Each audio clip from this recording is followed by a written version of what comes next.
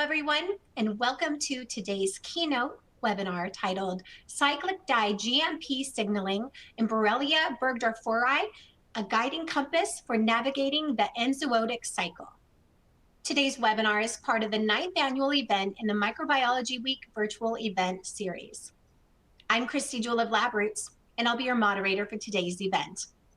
Today's educational web seminar is presented by LabRoots.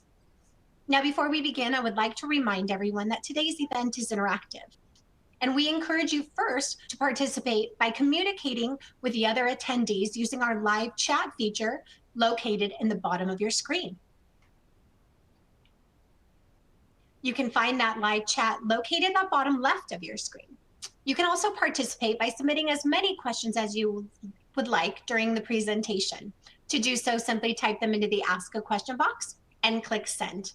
We will answer as many of your questions as we have time for at the end of the presentation.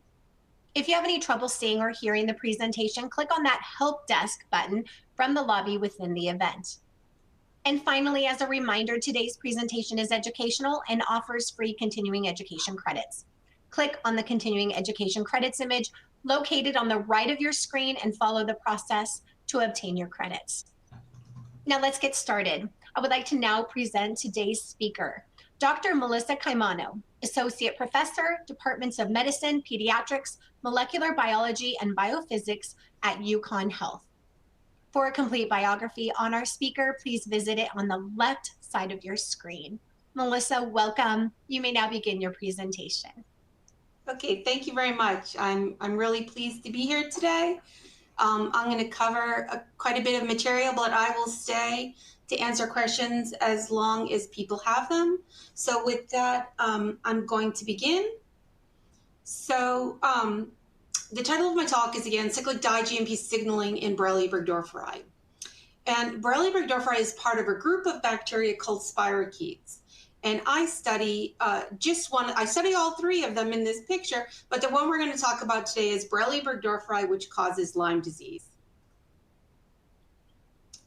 See if I can get this to advance. Okay, so Borrelia is maintained in an enzootic cycle that involves a number of reservoir hosts, which are typically small rodents, small mammals, but also birds. And it begins when a deer tick female lays a hatch of eggs, and when those emerge as larvae, those larvae then feed on a infected host. That host transmits the spirochete to the tick. Then the tick, the larva, molts to a nymph.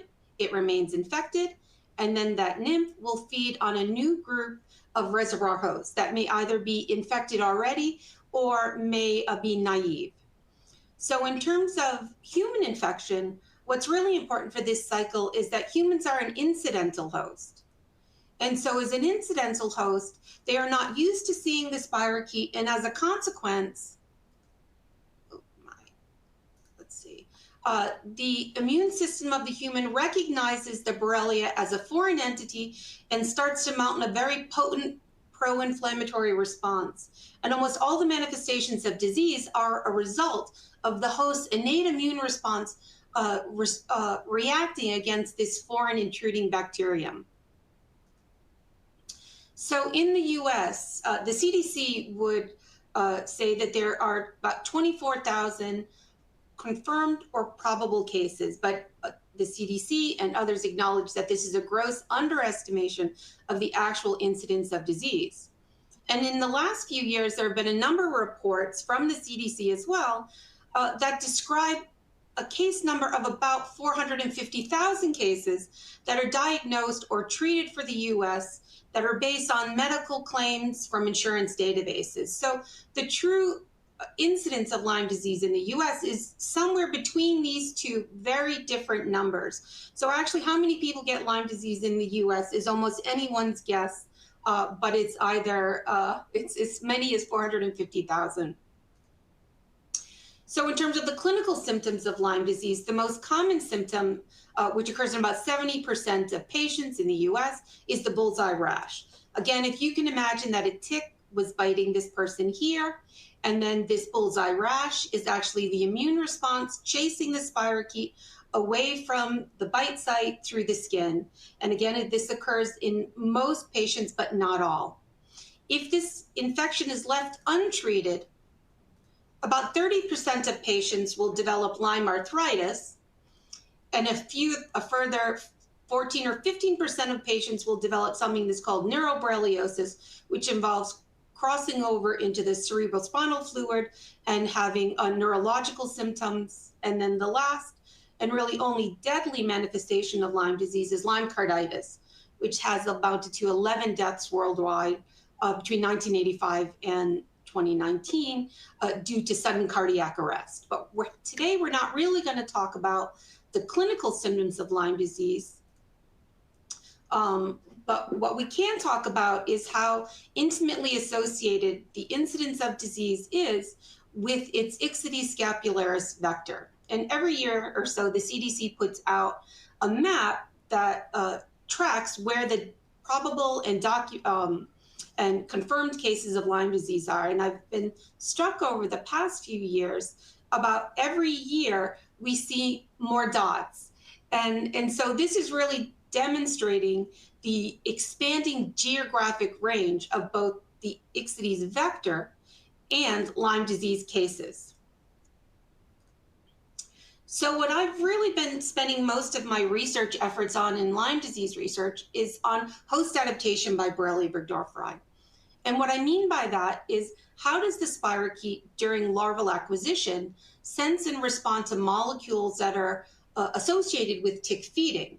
How does it colonize the midgut? And how does it evade killing by the tick's natural innate immune defenses? But then during transmission, how does the spirochete again sense molecules associated with tick feeding that may be the same or different from those during acquisition? But also now, how does it replicate exponentially? And then specifically during transmission, how does it disseminate out of the midgut, penetrate the salivary glands of the tick, leave with the spit, and then establish infection in a new host? So from my work and most of our talk, the overarching questions are, how does Borrelia adapt and persist within these two very different vector host environments? How do spirochetes differentially regulate genes that are required for both the tick and the mammalian host phases? And mostly, how does Borrelia tell the difference between the acquisition and transmission blood meals? So the first thing that we're going to talk about in my presentation is one of the two major regulatory pathways in Borrelia Burgdorferi that help promote vector and host adaptation throughout the enzootic cycle. And that's the BAS-R, RP2, RPON, RPOS pathway. And from now on, I'm just going to call it RPOS pathway for short. And so in this pathway, the RPOS component is an alternate sigma factor. And for those of you who are not aware of what alternate sigma factors are, they're the component of the bacterial RNA polymerase that directs the polymerase to a specific promoter to promote transcription. And you can have two kinds of sigma factors. You can have a housekeeping sigma factor, which is also sometimes called the vegetative sigma factor, and it controls all of the necessaries, but can also promote different differential gene expression as well. But then you have a whole group of what are called alternate sigma factors. And those control programmed adaptive responses that could include general stress like RPOS in E. coli, heat shock responses, nitrogen regulation, heat and oxidative shock, and also the expression of flagellar genes. Now, most bacteria that you may be aware of have a small number or up to many alternate sigma factors in addition to its housekeeper. But Borrelia burgdorferi only has three. It has one housekeeper that I'll call RPOD, and two alternate sigma factors, RPOS, which is the effector of this pathway, and RPON, which is also part of this pathway, but really only as a means of transcribing RPOS, which it does as a complex with two other factors, BAS-R, a fur-like regulator, and RRP2, a response regulator. So this pathway, remarkably, can be activated by just increasing temperature in vitro.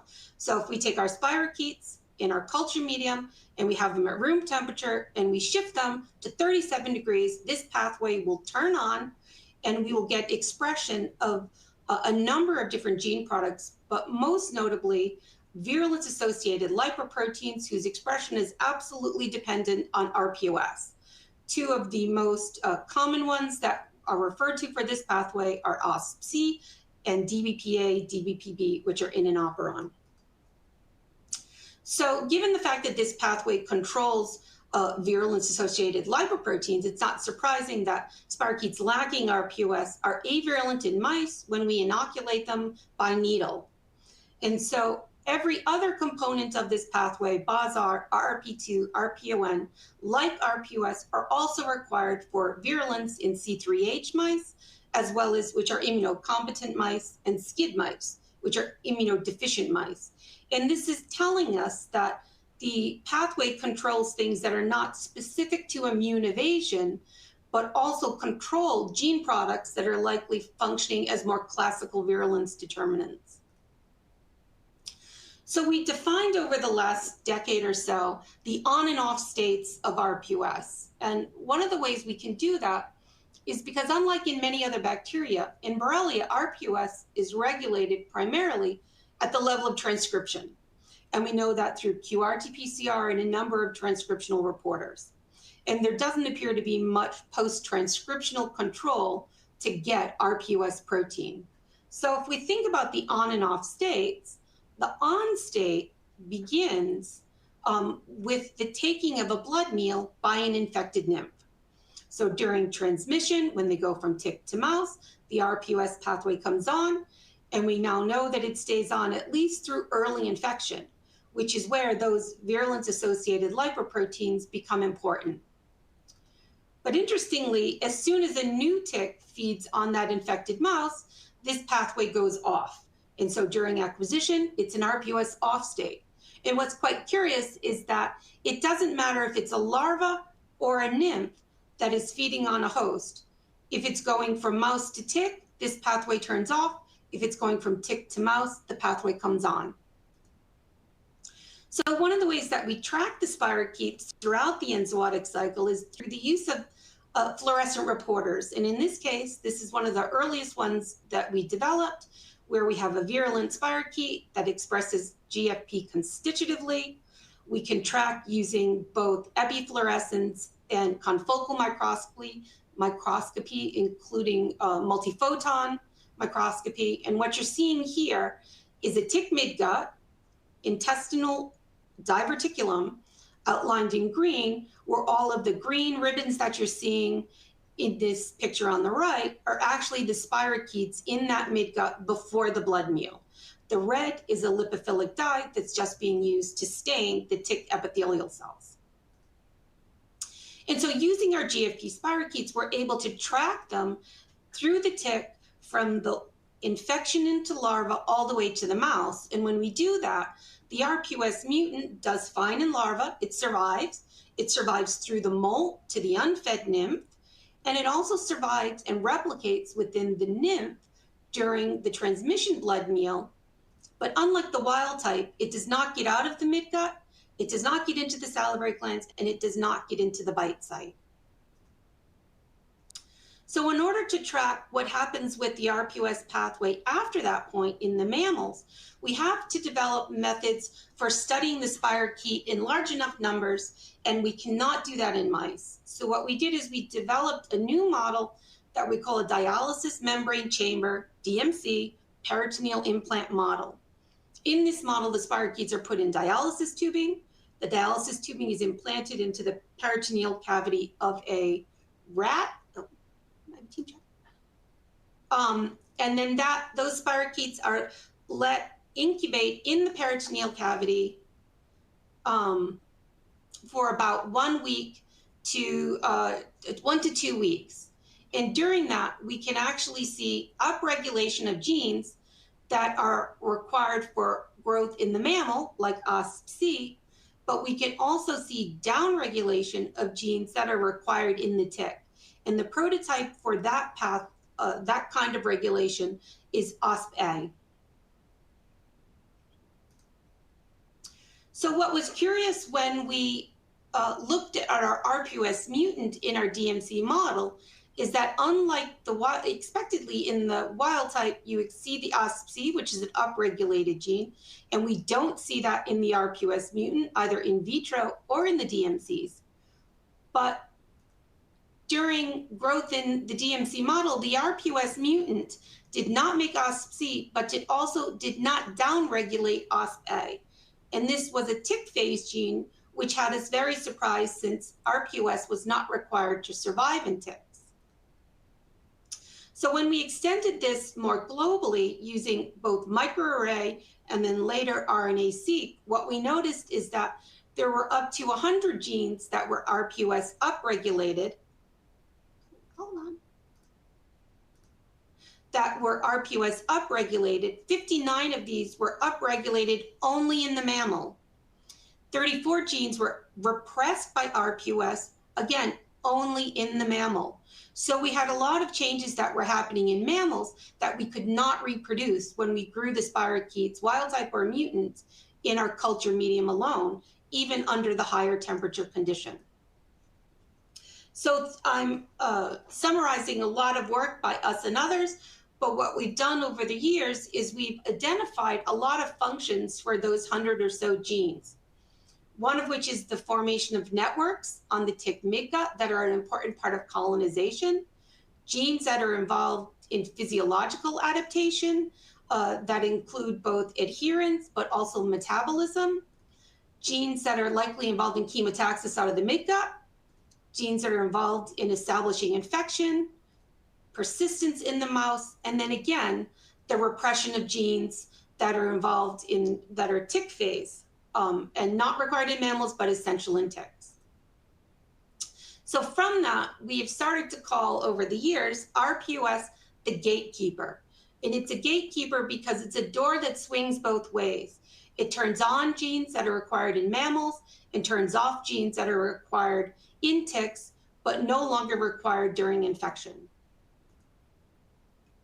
So trying to understand when that gatekeeper function begins, we started from a paper that came out early on, which was one of the first papers that described differential gene expression in ticks.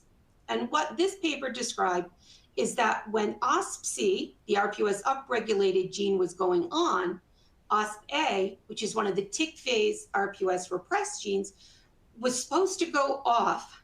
And this dogma was established for quite a long time. But then after a few years, other papers started to come out, which would suggest that the situation was not quite as simple as an on-off switch for these two kinds of genes. And in my own work later on, we noticed that OspA, the RPOS repressed tick phase gene, was actually being expressed at higher levels in nymphs. It was not going off at all. If anything, it was turning on even more. And when we took our GFP reporters, this time using a promoter for OspA, and we looked at them in fed nymphs, everywhere we could see that the GFP reporter was still on, meaning that OspA was still on in fed midguts. So contrary to what had been reported, the OspA was not going off, it was staying on. But for these studies, we had no denominator because we were using a single color. So we could only see when they were on. We couldn't see spirochetes where OspA was off. So we switched to a two-color system. And in this case, we had a regulated GFP that was under the control of OspA, and we had a constitutive red fluorescent marker, TD tomato, that was always on. So now we had a denominator. When we did that, and now we're looking at OspA GFP, we can see that in fed nymphs, every spirochete that we saw tomato, we saw GFP, which was telling us that OspA was not going off, it was indeed staying on throughout the blood meal. When we looked in mouse ear tissue following infection, we saw that the OspA did indeed go off, but it took about 48 to 72 hours to go off. When it was off in mammals, it stayed off in all tissues, all spirochetes, for, in this case, I'm showing 36 days, but we've taken them out to 110 days, and the tick phase gene, OspA, continues to be repressed throughout infection. But within only 36 to 48 hours of a tick feeding on this mouse, the OspA started to come right back on again, meaning that RPOS was able to repress transcription, comes on in the blood meal, but that repression of OspA, tick phase genes, does not begin until the spirochetes are completely out of the tick and into a new host. And this established a new dogma that's now been accepted in terms of how these two reciprocal gene regulation profiles actually behave in nature. So the other existing question we had is, okay, we know it's on in ticks, RPOS. We know our RPOS is on early infection, but what about persistence? So this is a difficult question to answer when something is required to establish infection. So what we did is we actually developed an RPOS inducible complement that we could put in our RPOS mutant. So in this case, it was under the control of the PQE plasmid, Qiagen plasmid IPTG inducible promoter, and it's controlled on and off by the LAC-IQ repressor. So the addition of IPTG allows us to control expression of RPOS. And remarkably, we could do this in vivo by just feeding our animals, in this case, the rat, IPTG in their drinking water. When we do that, we can see in the presence of IPTG, the OspA is normally downregulated and the OspC is normally upregulated. So we've converted our RPOS mutant into an RPOS wild type looking strain, behaving strain. So then using this RPOS inducible strain, we infected mice. We gave them IPTG for about a week earlier. We inoculated them with wild type and RPOS inducible strains. And then at 2 weeks, we confirmed that all mice were infected. Then at 4 weeks, the wild type mice were continued on IPTG and the inducible were continued on IPTG. And then after 6 weeks and 8 weeks, 2 and 4 weeks without IPTG, we compared what would happen when we took IPTG away. And when we did that, as you can see, the RPOS mutant was cleared from mice even as soon as 2 weeks after we took the IPTG away. If we continued it, they stayed infected in the mice. And what that was telling us is that RPOS is not required only to establish infection, it's required to persist in mammals long term, which is why our OspA, our tick phase genes, continue to be repressed. So we've thought a lot about what is the mechanism that RPOS, which is normally considered a transcriptional activator, how it could also be involved in repression. So a number of years ago, longer than I want to mention, we proposed two models. One is a repressor. Does RPOS control a repressor that is only expressed or active in vivo? But the problem is that we've done a lot of RNA-seq, we've looked, trust me, and we've never seen anything that looks like a putative repressor for that is controlled by RPOS. The other model is called sigma factor exclusion or promoter occlusion, which there are examples in the literature where another accessory factor would help RPOS to bind to promoters, and when it's sitting at the promoter, prevent the housekeeping sigma factor from controlling expression of the tick phase genes like OspA. And so in this model, we could not find any transacting factor that could fit the profile of this accessory factor. So these two models have sat there for a long time, not being able to solve this riddle. And I think about it pretty much nonstop. But in the meantime, if this is going, another group came up with an alternative possibility. They thought that BAS-R, which is part of this RPON complex, could on its own repress at least OspA. And one of the reasons why I had some concerns about this study is that they measured the OspA levels by overexpressing the BAS-R, and they did it in vitro. And so RPOS-mediated repression, as I've already said, doesn't occur in vitro. It only occurs in mammals. So they were overexpressing this regulator and seeing something that normally does not happen under those conditions. And then the other question is that if BAZAR alone is able to repress OspA, why would you need RPOS at all? And so to answer that question, we had to separate BAZAR's ability to control expression of RPOS from BAZAR's ability to repress on its own. And the way we did that is with our inducible RPOS construct again. In this case, we compared the inducible RPOS complemented strain with a BAZAR RPOS double knockout that expressed just the inducible RPOS. So there would be RPOS always, but either the presence or absence of BAZAR. And the first thing we did was in DMCs with IBTG experiment. And when we did that, again, we're confirming that the induction goes normally. We have normal RPOS profile with IBTG. But then when we looked at the BAZAR minus, it was unable to repress the OspA, even though RPOS was present. And the requirement for BAZAR extended not only to the tick phase repressed genes, but it also affected some of the UPs, like OspC. And so for us, this was a remarkable and completely unexpected phenotype. We thought we would just see BAZAR was not required at all. Instead, it seems as if BAZAR is essential for normal RPOS gatekeeper function in mammals. So how could this be happening? I'm not going to say we have an answer because we don't.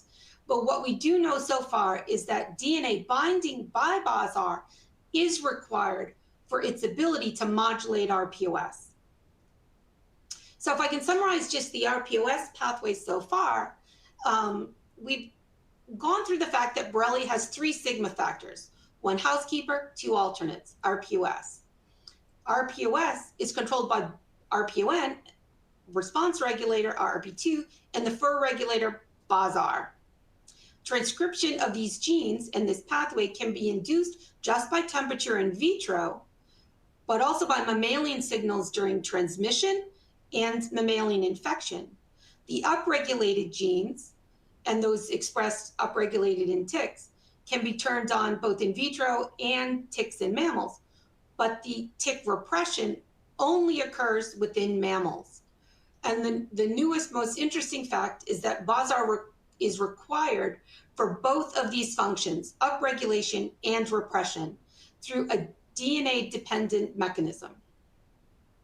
So now we're going to switch to the other part, which is in the title of my talk. It took us a while to get here, but in the title, I talk about cyclic di-GMP as being a guiding compass, and we're going to get into that part of the story.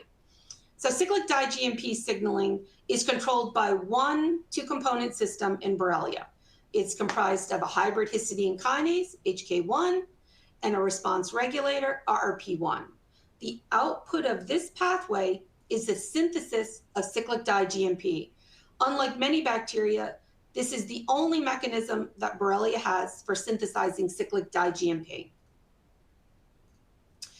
So cyclic di-GMP is synthesized by enzymes that contain a conserved motif. They're often called GGDEF motifs, even though there are variations on that. We're going to call them DGCs. And it is broken down by a variety of phosphodiesterases that belong to either an EAL type or an HDGYT type. So in bacteria, cyclic di-GMP signaling is fairly ubiquitous.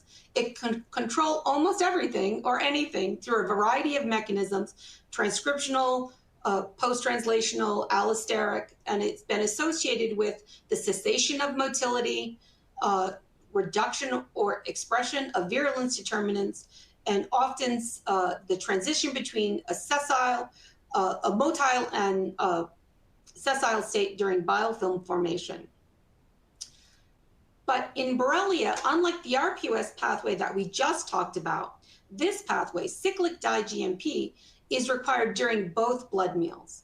The pathway is active and required during acquisition and active and required during transmission.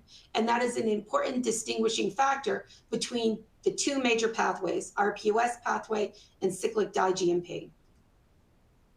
So if you make a knockout in either the HK1 gene or the RRP1 gene, where this mutation in HK1 is non-polar, you see that they infect mice normally, but when you feed ticks on those mice, they are unable to acquire the spirochetes. They acquire them, but they don't survive in the midgut. So here by IFA, you can see lots of green spirochetes with FITC labeling, but in the HK1 mutant and the RRP1 mutant, you rarely ever see a spirochete. There's maybe one there, maybe one there. And so to try and understand that phenotype, which is a lytic phenotype, not a failure to grow, it's a lysis phenotype, I did RNA-seq on the RP1 in vitro. In vitro was sort of a fallback because this strain does not survive in ticks, so it's not possible to look. But when you grow them in vitro with 37, we know cyclic di-GMP is being synthesized because we can measure it by LC-MS. And two types of genes stood out for me in these RNA-seq data. One was a glycerol utilization pathway that we knew was already important for survival in ticks, and then a series of genes that are involved in the synthesis of peptidoglycan, most notably a chitobiose importer. So chitobiose is actually a sugar that's a beta-1,4 linked glucosamine unit. That's a key component of tick cuticle and peritrophic membrane in the tick midgut. And so during tick feeding, it's generally believed, and I'm convinced, that the spirochetes use both glycerol and chitobiose as alternate carbon sources, not only to support glycolysis when glucose becomes limiting, but also to make phospholipid and cell wall.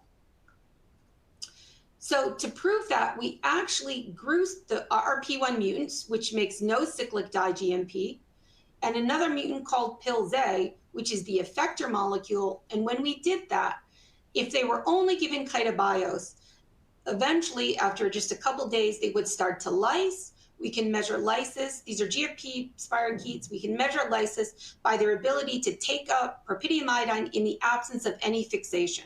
So the red spirochete that you're seeing is one that started to lyse due to a breakdown in the cell envelope. And the RRP1 and our PILZ-A effector mutants looked identical.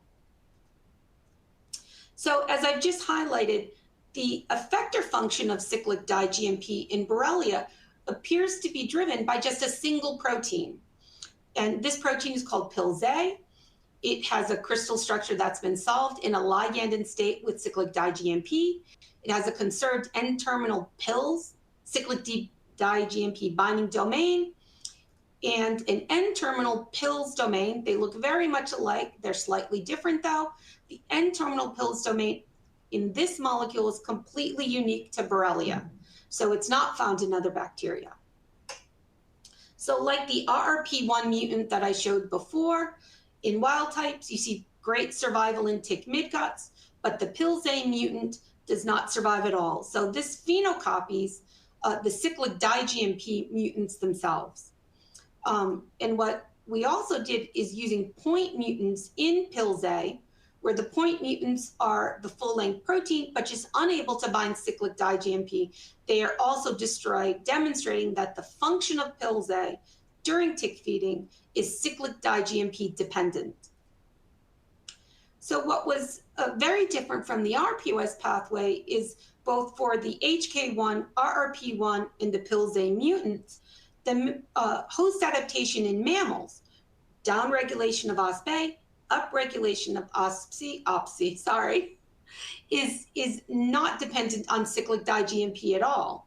So this was sort of letting us know that these two major pathways appear to be restricted, where the RPOS pathway is designed to get spirochetes into and surviving in mammals, and the second pathway, HK1, RRP1, PILZ-A, is designed to get them into and surviving in ticks. But quite curiously, even though it seemed very nice that these two pathways would be separated by the two different phases of the enzootic cycle, the RNA-seq data did start to show us that there were a number of genes that were upregulated by cyclic di-GMP through PILZ-A and also repressed by RPOS in mammals. So we already started to get a hint that there was going to be some crosstalk between this pathway. We just didn't understand it at the time. So, but it did raise the question is, does the presence of cyclic di-GMP, in particular liganded PILZ-A, modulate that RPOS gatekeeper function during transmission, which is the only time when these two pathways are naturally in the on state? So to start to do that, we had to get away from in vitro, which is how we had studied cyclic di-GMP signaling all the time up until the development of this technique, which was called back-cap RNA-seq. So I had tried in the past to do conventional RNA-seq on feeding nymphs, but there are actually very few spirochetes in feeding ticks. So when you mix the few numbers of spirochetes, the presence of mouse blood during the blood meal, and the presence of all of the tick tissue that's needed to crush the ticks to get at the spirochetes, we could never sequence deeply enough by conventional RNA-seq to make it feasible to do as a global transcriptomic study for our wild type and mutant strains. But in this technique, you start with a conventional RNA-seq profile. You extract total RNA from infected nymphs of either strain, convert it to cDNA. You do the same Illumina barcoding, size selection, and pre-capture amplification, but then you take that library pool and you use RNA baits that are biotinylated to pull out only the Borrelia-specific amplicons in your library. That enriched sample is then subjected to post-capture amplification and analysis by next-seq sequencing, analyzed in our case with EdgePro and DE-seq to identify genes that are differentially regulated by RPOS. And this has just recently come out in the last year or two, and this is the technique we'll use going forward from now on because it works so well. So as you can see in this PCA plot, we had a large number of reads from fed nymphs and even more from DMCs, which does not have any contaminating samples. It's just the Borrelia, which is why we get more reads. But in this case, you can see that the wild type and the RPOS mutant are separated by quite a distance in DMCs and also in feeding nymphs. So we knew that we would have a substantial RPOS component under both of these conditions. And lo and behold, we had about 135 RPOS upregulated genes, which is substantially more than we had before. And that's in part because we identified a whole new group of upregulated genes that were upregulated by RPOS only in ticks. And we would not have found them if we continued to look only in vitro or only in DMCs. But we also discovered more genes that were repressed by RPOS only in DMCs. So this almost doubled the genes that we were able to distinguish between a tick phenotype and a mammal phenotype with respect to RPOS repression.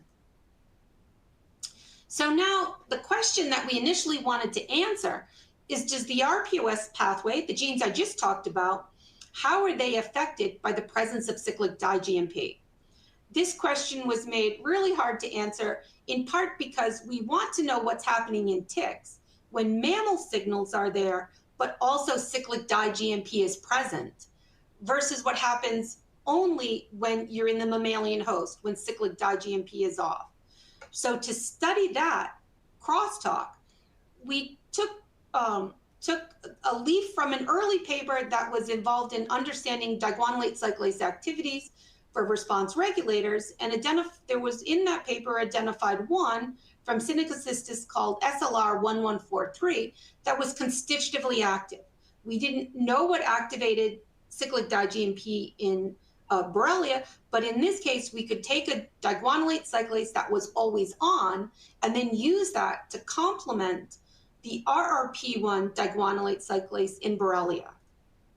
And when we did that, we first tested in vitro that the HA tag diguanylate cyclase is only present in our CDGC strain, and it restored expression of the GLP gene to wild type levels. And this was confirmed that the diguanylate cyclase is actually working. We did measure CDGC levels, and they're comparable to what you get for a wild type in vitro. But when we took the c-di-GC strain and we put it in ticks, it also complemented in vivo. So under the circumstances when cyclic di-GMP is required, the c-di-GC strain performed just as well as our wild type strain. So when we took that c-di-GC strain and we infected mice, what we found is that unlike the wild type and the cyclic di-GMP mutant, which makes no cyclic di-GMP, the constitutive strain was completely avirulent. And this was some of the strongest evidence that the presence of cyclic di-GMP actually interferes with mammalian host adaptation. So first, cyclic di-GMP is an exclusively tick signaling molecule. But to understand why that happened, we put the c-di-GC strain in DMCs. So now we have both RPOS upregulation and the presence of cyclic di-GMP. When we did that, we saw that just like with our RPOS mutant, we no longer saw OspA downregulation, and we were seeing reduced OspC upregulation. This effect was not due to any changes in RPOS levels, but somehow was interfering with RPOS function. When we took this again to RNA-seq, this time we saw in DMCs, the presence of cyclic di-GMP pushed the wild type regulon towards a more RPOS negative or tick-like phenotype. If we deleted PILZ-A, the cyclic di-GMP effector, we push that regulon right back to normal and wild type. So what we're seeing is that the presence of liganded PILZ-A is somehow pushing that regulon towards a tick transmission phenotype, which is when both of the molecules are still on, both on the on state. So one thing that, and this is where things get so tricky, one thing that was fascinating to us is that I already just talked about the BAS-R RPOS inducible phenotype, where I said BAS-R is required for normal RPOS function. You have poor downregulation of A, poor upregulation of C. The constitutive diguanylate cyclase, which is now cyclic di-GMP, did exactly the same thing. They look virtually identical. And again, none of this had anything to do with changing the levels of RPOS, but instead seemed to be affecting RPOS function. So we likened this to liganded PILZ-A putting a brake on the RPOS BAS-R gatekeeper function. Now, how this is happening, we don't know. There are going to be a lot of questions that we still have to answer, but how does PILZ-A interfere with BAS-R's ability and RPOS's ability to upregulate genes or repress genes? So what we don't know is whether or not it's a direct interaction between BAS-R and liganded PILZ-A. Does liganded PILZ-A interact with BAS-R in the cytoplasm, preventing it from interacting with RPOS? Does DNA binding by liganded PILZ-A prevent BAS-R binding to DNA of RPOS upregulated promoters, or something else? Does the binding of liganded PILZ-A to one part of RNA polymerase or some other location cancel out whatever BAS-R is trying to do to activate RPOS's gatekeeper function? So since I can't answer all of these questions, what I want to do is talk about the model in which we're using to understand how cyclic di-GMP, our compass, is able to tell the spirochete whether it's in a tick or a mammal. And so in this instance, when RP1, HK1 are off, there's no cyclic di-GMP. When that happens in mammals, PILZ-A is completely unliganded. Because it's unliganded, it is unable to interact with BAS-R in whatever special way it needs to do that. As a result, BAS-R is now free to enhance the expression of most RPOS upregulated genes, and it is also free to promote the RPOS-mediated repression of the tick phase genes in mammals. Now, if we go to the transmission tick, where we have RPOS on and so cyclic di-GMP is on and RPOS is also on, we have liganded PILZ-A. So in this instance, there is an interaction between BAS-R and liganded PILZ-A. So what you see is the PILZ-A brake effect. we no longer can repress the tick phase genes, so they stay on in feeding ticks. And we also diminish expression of RPOS upregulated genes that are not essential for getting out of the tick. They are only essential once you get into mammals. But the third thing that Pil-Z does is it also activates a whole other group of tick phase genes that are controlled entirely by RPOD. So what we're not really sure about at this point is the mechanism that Pil-Z uses to activate RPOD RNA polymerase to transcribe tick phase genes like the GLPs, similar or very different from the mechanism that it uses to interfere with repression of other tick phase genes like OspA. So that's really where we are on this project. I know I've given you a lot. I've tried to just give you an overview. There's a lot of parts to the story that I'm not telling you, but I can answer any questions that you might have in terms of the gatekeeper function and how we think these really unique regulatory factors are interfacing. But I want to leave you with some of the many unanswered questions that I have that we're now doing experiments to answer. The first is, why does RPOS recognize promoters differently in vitro and in vivo? We already see a lot of evidence that there are some genes that are recognized very well by RPOS, both in vitro and in DMCs and in ticks. They're regulated similarly under all three conditions. There are other promoters that are only expressed in mammals and others that are only expressed in ticks. So clearly it's seeing these promoters differently. Then we have another group of genes that are the RPOS repressed. That is also an RNA polymerase-driven event that requires RPOS for repression of those genes. So how is RPOS able to interfere with transcription of tick phase genes by the housekeeping sigma factor? And what is the mechanism? The mechanism is something I will never give up until I find, and I hope someone doesn't get to it before me, but what is that mechanism? We have some ideas. They're not ready for prime time, but we think we know how. But why doesn't occur in vitro? All of the players that I've named so far, RPOS, present in vitro, BAS-R, present in vitro, cyclic di-GMP, present in vitro, Pil-Z, present in vitro. All of the players are present, and yet they do not promote repression in vitro, no matter what people have done. So it has to be something unique about the in vivo environment that makes RNA polymerase recognize these promoters differently. Why is BAS-R required? RPOS generally does not need an activator to promote transcription, and some promoters in Borrelia are not sensitive to BAS-R. They don't require it. But in this case, almost half of the RPOS regulon that is upregulated also requires BAS-R. BAS-R is a fur-like molecule, which are typically associated with repression, but they have also been shown to be important for activation. So why is BAS-R so unique in this instance that it's actually an RPOS sigma factor accessory protein? But spirochetes are different.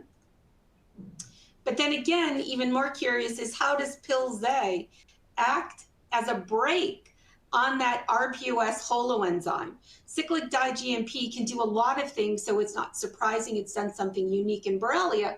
But again, this is a mechanism that we don't have a precedent for, so we're having to figure it out piece by piece, trying to dissect what parts of this interaction are important.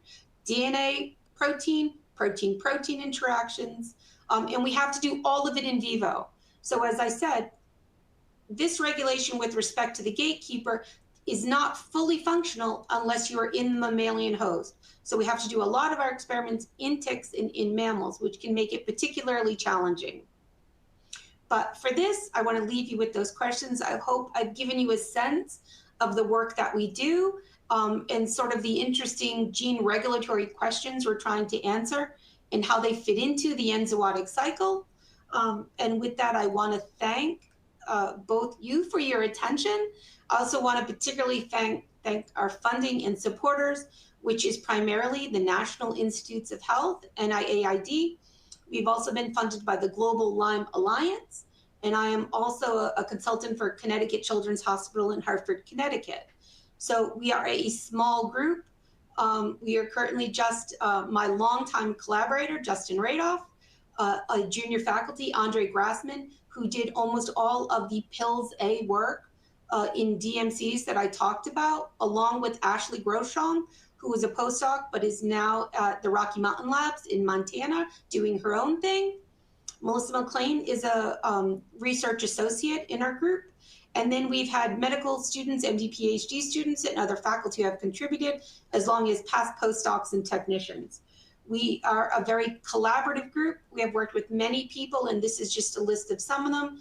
But I want to acknowledge Modalab from East Carolina University, who provided many of the PILS A strains, starting strains I talked about, and Rafal Tokar from Columbia Department of Public Health, who assisted us with and developed the BACCAP-seq RNA sequencing technique. And so with that, I will take any questions from the audience on the work.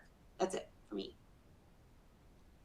Melissa, thank you so much for that excellent presentation. So much valuable information.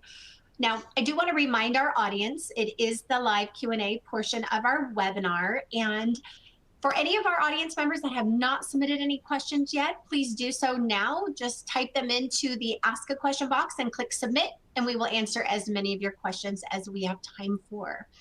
Okay, Melissa, we've got some great questions already coming in, so I'm just going to dive in. Let's start with this one. What kinds of ticks can transmit Borrelia? So this is an issue that's called vector competence. So vector competence is the idea that, so spirochetes, all kinds of ticks, they're promiscuous, they'll feed on almost anything. So all kinds of ticks, which for most people that includes your dog tick, and then amblyoma, which is a newer tick in the New England area, but it's a very old tick, and then Ixodes, which is the deer tick. All of them will feed on all the same host, but only the deer tick is competent to support the growth of the spirochete in the midgut long enough to take another blood meal. So a dog tick may pick up the spirochete when it feeds on an infected squirrel or an infected mouse, but the spirochete is actually killed or doesn't persist in that midgut, so it isn't able to transmit infection. So it's really only the deer tick that transmits infection with Borrelia burgdorferi. Dog ticks transmit other diseases, but not Lyme disease. Excellent, thank you. Our next question. How long does host adaptation take after Borrelia has been transmitted by a tick?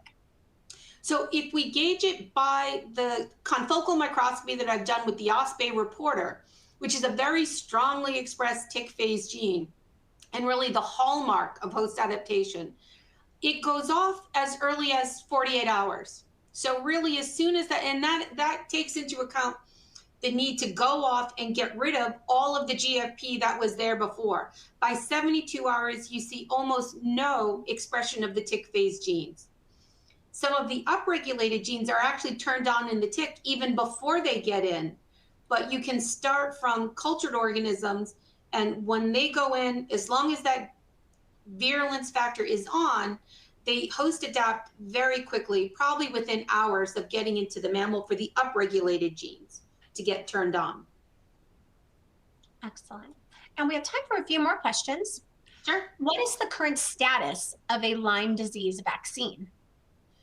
So the current status, so there was a Lyme disease vaccine that was based on the OspA protein that I talked about. So the protein that is only on in ticks. So it was developed as a vaccine because you can readily develop a protective antibody response. But those antibodies only work in the tick. So you get vaccinated, a tick feeds on you, and you kill the spirochetes in the midgut before they can get out and infect you.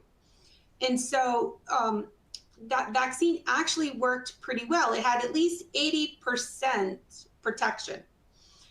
It's hard study to do because you can only measure whether people get infected based on whether or not they get bitten by a tick and have been vaccinated. But the real problem is that there was some hesitancy at getting the vaccine because you had to get 3 shots about over an 18-month period.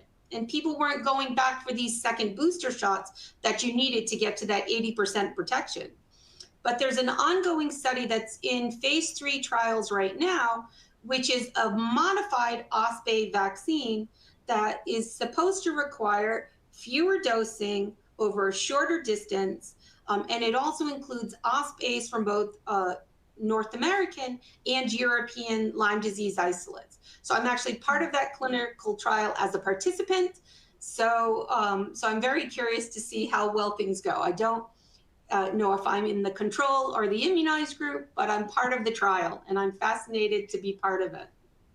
Well, we look forward to hearing your next presentation about the, the results. Yeah, vaccine's developed by a joint venture with Valneva and Pfizer, neither of which I have any association with. Good clarification. Thank you. Melissa, we have time for one more question, so let's go ahead and wrap with this one. Do mice have the same symptoms of disease as people do? Yes and no.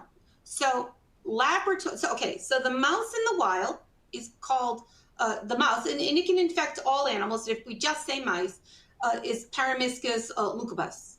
And so when normal mice, immunocompetent mice, even mus musculus in the lab, when they get infected, even by tick or by needle with large numbers, they develop a very transient inflammatory response in their joints, but it goes away after just a few days. And after that, you can not tell the difference between an infected mouse and an uninfected mouse. They don't develop lesions, they don't have cognitive issues, and they otherwise seems fine. So the inflammatory response that a mouse gets, a reservoir host gets, is far, far lower than what a human or another incidental host like your dog might get. So your dog gets vaccinated for Lyme disease because they're very much like us. They're a domesticated animal that has not had a lot of exposure to these vector-borne diseases. So they haven't developed the pathways to lower the inflammatory response to this new bacterial entity, which is Borrelia. So the symptoms are very different. So what we do in the mouse is we study the gene regulation and pathogenesis, the ability of this spirochete to get into tissues, to survive, to evade a detection. But for the inflammatory responses, you have to either use specialized mice that behave more like a human or incidental host, or humans themselves. Human cells. Human cell. There you go. Well, Melissa, thank you so much for this presentation and this informative Q&A session. Do you have any final comments for our audience? No, but I would encourage people also to look at this is just a fun fact, that there's been currently a lot of information going around and a lot of work on the meat allergy, which is a tick-borne allergic response to a particular kind of tick, where people can become, it's believed that it's driven by the tick, that they become allergic to red meats. And it's a fascinating story. And if students are not aware of it, I encourage them to go and look at some of the literature on the meat allergy. And also there's a fascinating podcast that's on Radiolab that's called AlphaGal. And it's a great story of discovery. And if people are interested in ticks or meat, it's certainly something worth looking into that they may not have heard about. And I think it's a great detective story. Yes, that does sound fascinating. Thank you for sharing that with us. Yeah. And thank you again to Dr. Melissa Caimano for her time today and her important research. Before we go, I do want to thank the audience for joining us today and for their interesting questions. Questions we were unable to get to today and those submitted during the on-demand period, they will be addressed by our speaker via the contact information you provided at the time of registration. Today's webcast can be viewed on demand for 2 years. That's through September 7th, 2025. LabRoots will alert you via email when it's available for replay. We encourage you to share that email with your colleagues who may have missed today's live event. That's all for now. Melissa, thank you again. And to everybody, until next time, goodbye. Thank you very much. Bye.